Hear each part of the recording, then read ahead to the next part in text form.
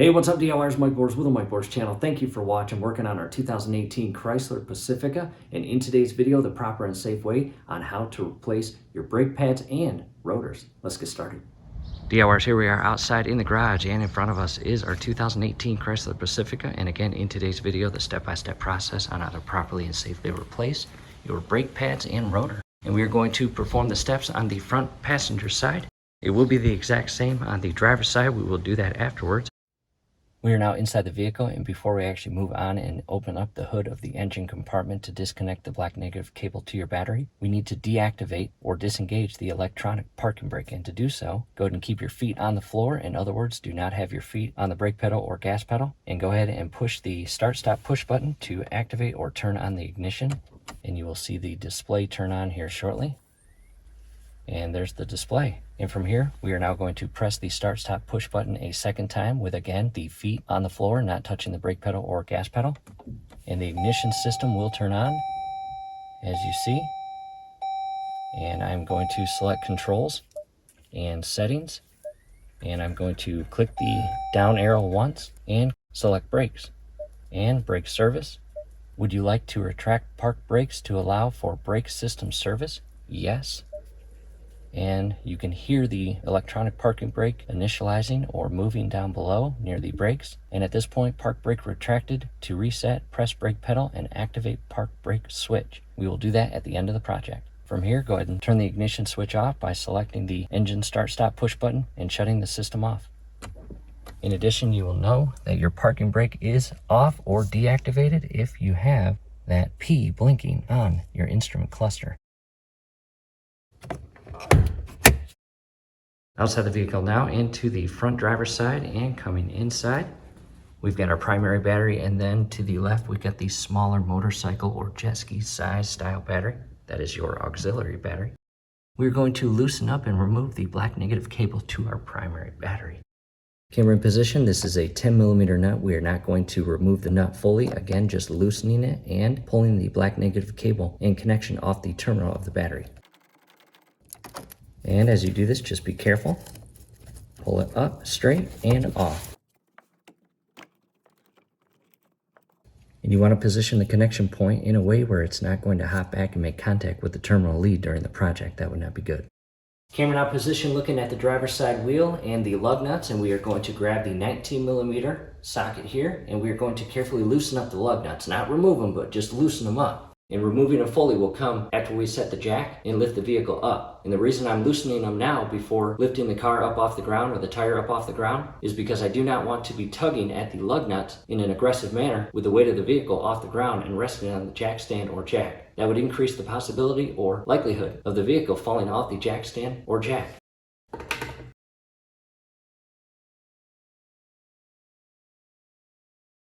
And don't forget about your lug nut key to remove the anti-theft or security lug nut.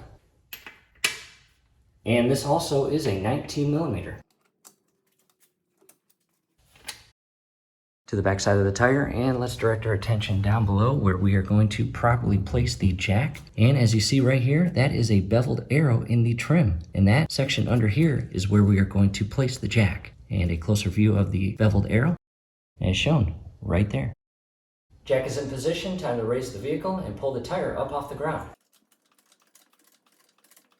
3-ton jack stand is now in position, and never rely on a jack. Always insert a jack stand for safety purposes. Let's remove the lug nuts and pull the tire off.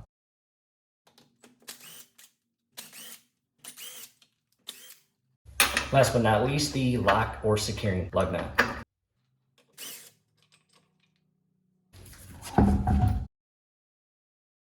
Now to a closer view, and the tire has been removed, and now we can see almost all of the rotor and the entire caliper and the brake pads. Go ahead and grab 2 lug nuts and hand tighten them on, and you will find this to be a helpful step in not allowing the rotor to become loose and flop around as you are removing or servicing the caliper to remove it to replace the pads. And again, just hand tighten it. One down at the bottom and one up top.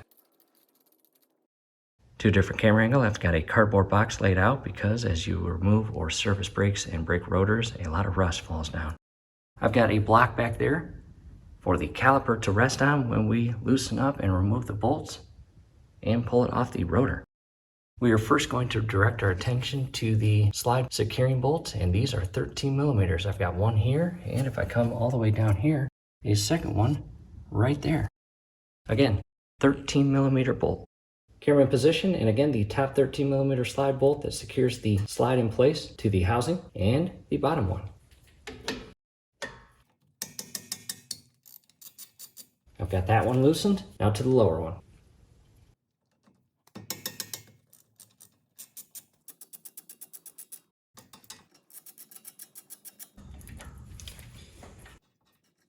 And there's the top bolt removed. As far as the sides, they're about 1 inch.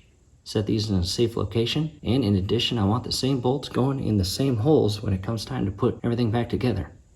Stay organized.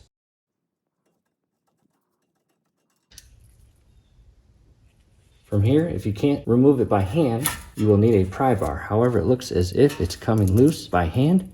And again, as you loosen up and remove this caliper, do your absolute best not to harm or put any damaging pressure on the rubber brake hose. The last thing you want to do is harm that and have to replace that and go through the entire process of bleeding your system. And again, just go slow, be very, very careful.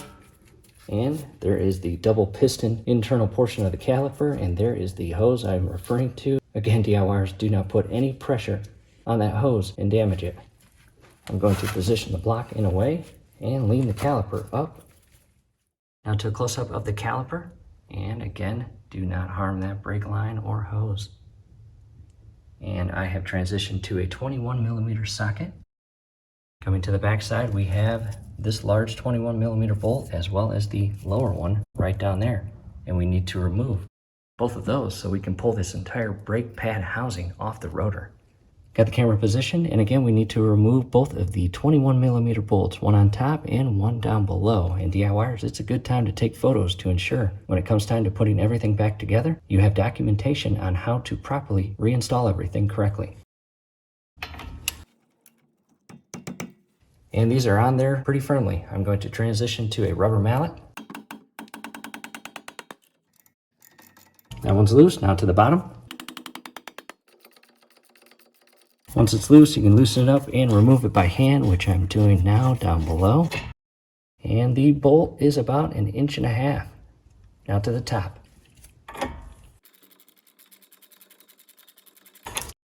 Same thing, once you get it loose to a point where you can loosen it by hand, go ahead and do so.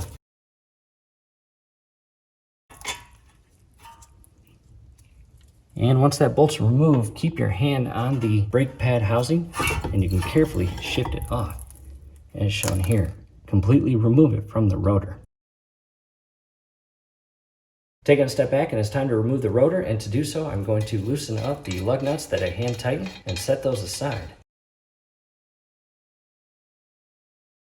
And if you can remove the rotor by hand, great, but most of the time, if not always, DIYers, it's stuck on there pretty good. So give it a couple friendly hits. And if that doesn't loosen it up, revert back to the rubber mallet. And if that doesn't do it, grab a heavier hammer and focus on the inner portion of the rotor, and do not touch or hit or damage the lug nut studs.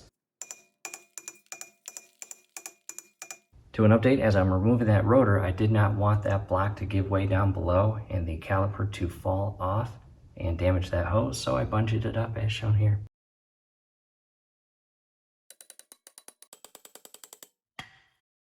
Now with the rotor loose, as you see, yours might be in a different location. However, take into consideration the indent, there's only one of them around the entire rotor.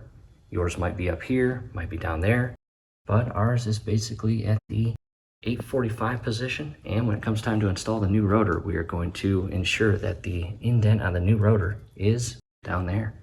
In other words, we're going to install the rotor on the lug nut studs accordingly to have the indent right there.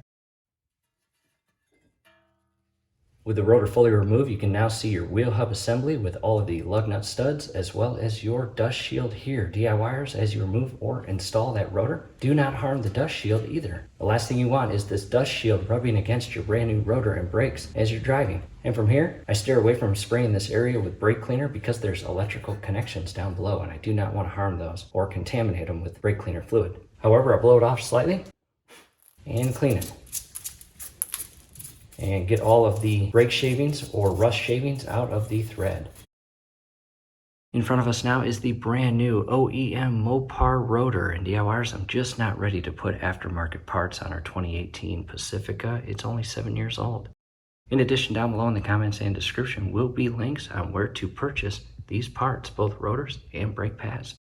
Brand new rotor is removed from the packaging, and I'm going to grab some brake cleaner. Down below in the comments and description will be a link on where to purchase brake cleaner. And all I'm going to do is spray a paper towel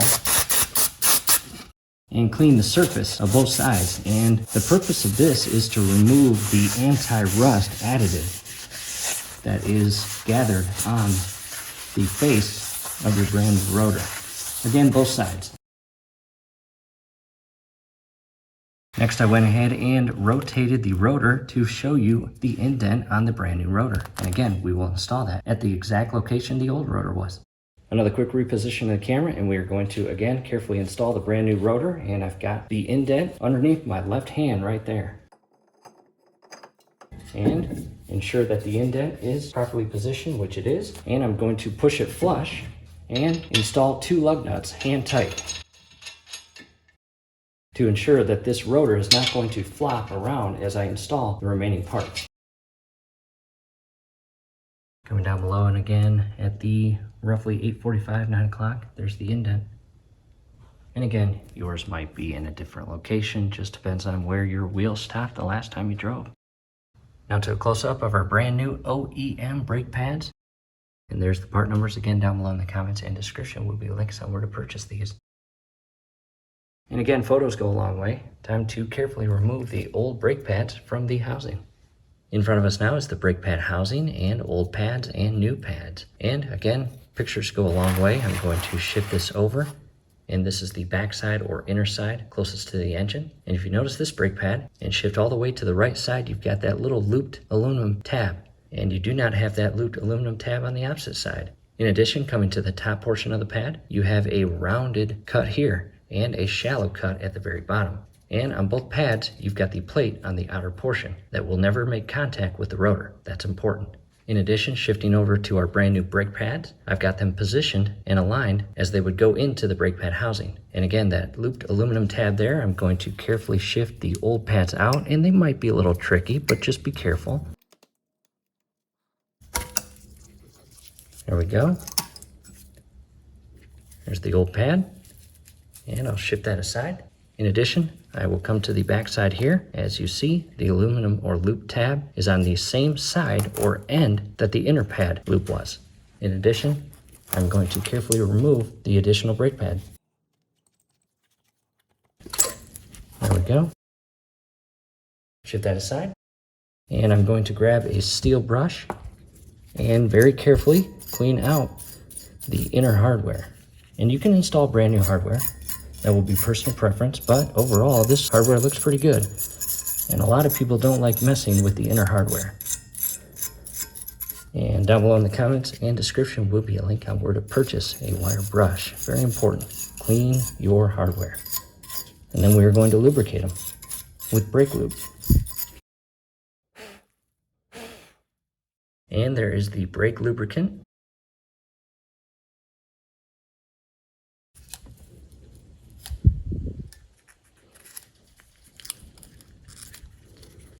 Set that aside, and again, I'm just going to lubricate all of the moving parts in here. As you see right there. And I will grab a brand new brake pad, and if you look, the looped aluminum tab is on the right hand side, and the plate is on the outer, and the rounded cut of the brake pad and the pad itself is on the inner portion.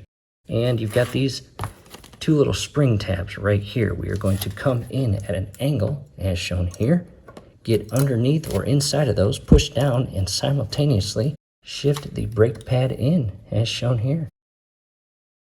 In addition, I'll switch it to the other side, and aluminum tab on the outer side, right side, and as shown here, again, those tabs there come in at an angle.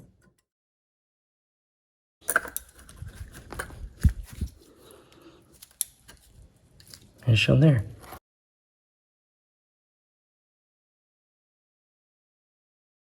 Another quick reposition of the camera and coming in with the brake pad housing. Again, these slides on the inner portion or right portion. Ever so carefully shift the housing back over the rotor, and we're going to align those 21mm bolts in and secure them. And do not tighten them all the way. However, the top bolt is threaded in. Now to the bottom. And you may need to carefully maneuver the housing to align the bolt hole, as well as hand tighten it in. Now to the top. In addition, down below in the comments and description will be a link for anti-seize to add to those bolts. However, unfortunately, I do not have any handy. In addition, there are specific torque settings for these 21mm bolts. I recommend double checking your exact VIN number torque spec sheet to ensure you're torquing them properly. However, in our case, we are just going to tighten them very snug without over tightening them.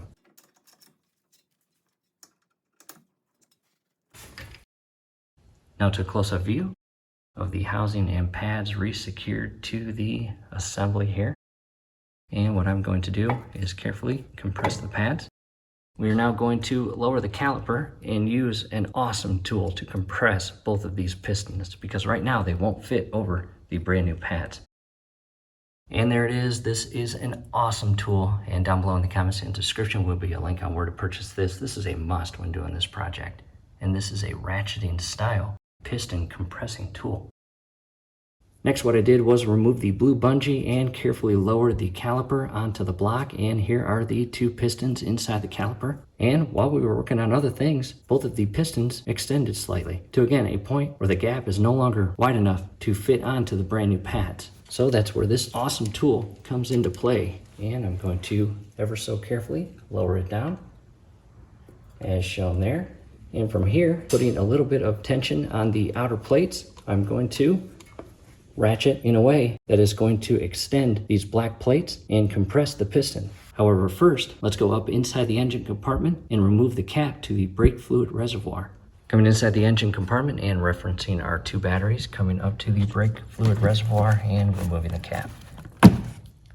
And that is going to alleviate any pressure buildup as we compress those pistons inside the caliper. The last thing you want is to blow a seal and create a brake fluid leak. Not good. Back down inside the wheel well, looking at the caliper and this awesome tool, I'm going to add a little bit of pressure to the plates and begin ratcheting.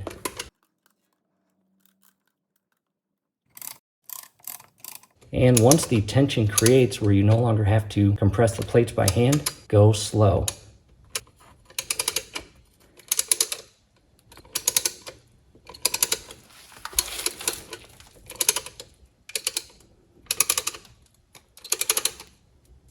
At this point, the tension is created equally on either plate, and I can carefully hold the caliper as I ratchet the pistons back into the housings. And again, go slow.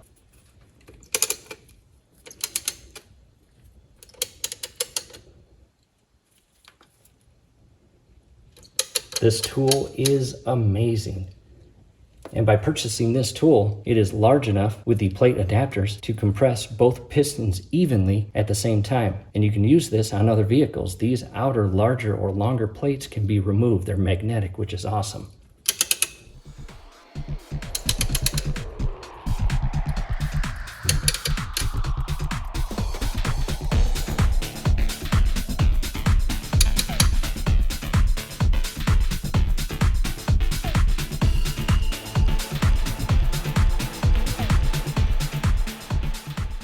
And again, DIYers, go very slow. No need to rush this. No need to cause a leak. Now to a close-up view of the pistons fully retracted or compressed inside the housing. And again, DIYers, a must-have tool in our opinion. Take a step back and again, ensuring that both of the brake pads are compressed flush with the rotor. And I'm going to switch the ratcheting style handle to the loosen, as shown there. And as I loosen this up, these two outer plates are going to compress in, and I'm going to remove the tool and immediately pick up the caliper and rest it on the brake pad housing and secure it in place with the two 13mm bolts.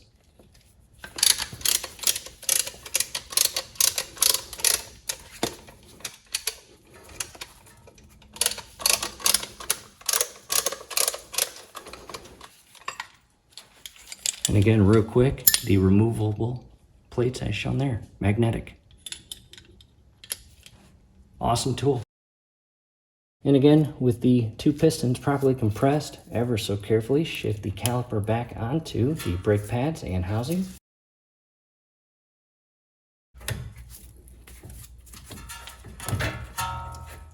And you might need to compress, or very likely need to compress, each of these slide bolts or rails.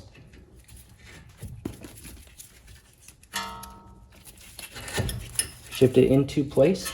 And again, anti-seize is recommended. However, I don't have it on hand. Grab the upper 13mm bolt. Carefully maneuver the caliper to align the thread. Do not cross thread these bolts inside the inserts. That would not be good. And when it comes to these 13mm bolts, because we are securing them back into the lubricated slide of the caliper and brake pad housing, it is imperative, in other words, extremely important, to properly torque, in our case 2018 Pacifica, 26 foot-pounds, to ensure that you do not over tighten this portion and damage your brake system. And I'm going to carefully remove the block, come down below, and again, 13mm bolt, carefully maneuver the caliper without cross-threading. And hand tighten it. First, I'm just going to tighten them until I feel tension with the ratchet right there, as well as the bottom. Next to my Craftsman torque wrench, down below in the comments and description will be a link on where to purchase this. It is properly set to 26 foot-pounds.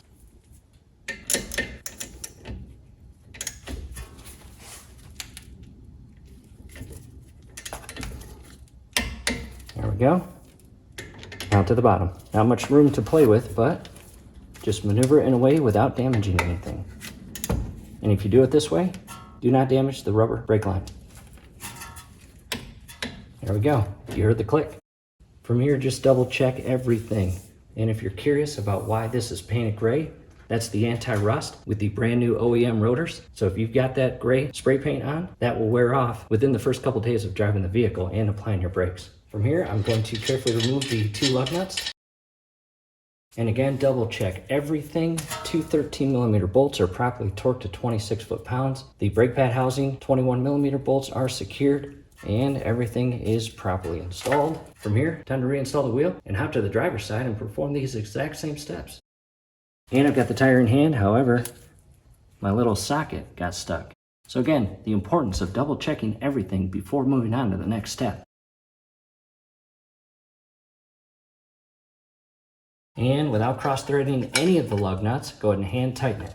And you can push the wheel and rim to properly align everything to ensure you're not damaging the thread of the lug nut stud.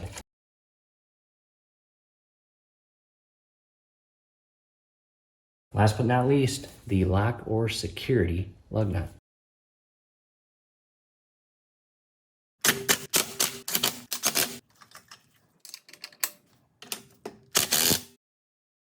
Next, we are going to carefully lower the jack and lower the weight of the vehicle back onto the tire. Do it slowly. First, remove the jack stand.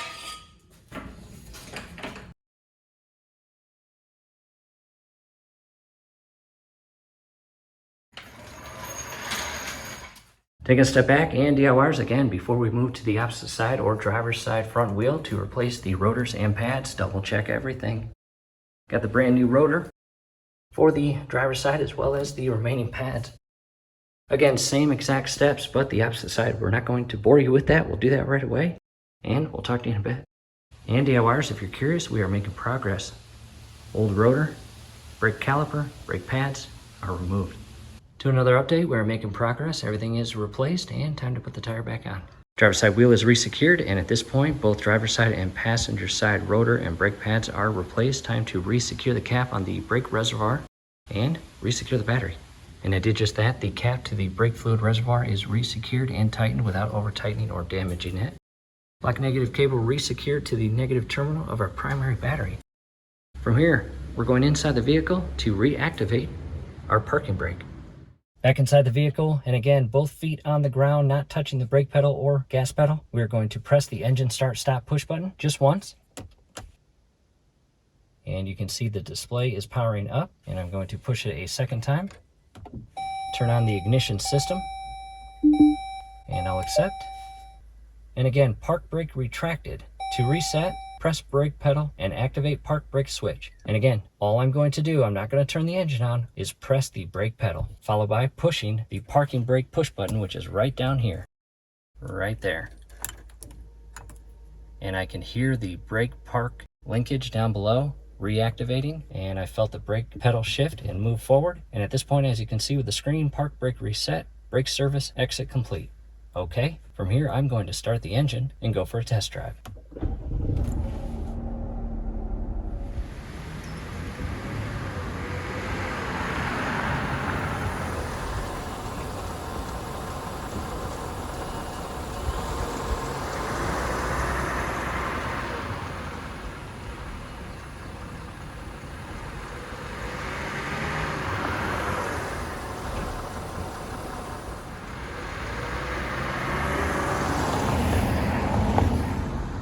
And as you just saw, the brakes are operating as normal. And before we leave the driveway, I just want to show you that the gray paint has been completely rubbed off where the brake pads meet the rotor.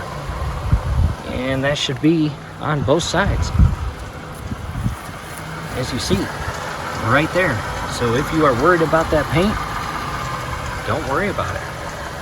DIYers, we were back from the test drive. All went well, and just a heads up, the first couple applications of your brake pedal will feel a little unique or a little squishy, but that's okay, that's normal. Allow the brake fluid to re-enter the caliper and compress the pistons and reset the brake pads on the rotor. Again, all normal. In addition, down below in the comments and description, several helpful video links on this exact Pacifica. Many helpful video links, definitely check those out. And that's it. From here, do us a favor, below the video, you will see that thumbs up icon. Click on that, like the video, subscribe to the channel. Definitely ring your YouTube bell. That would be very helpful to us. We'd really appreciate it. Thanks again for watching. And again, that gray paint is all gone.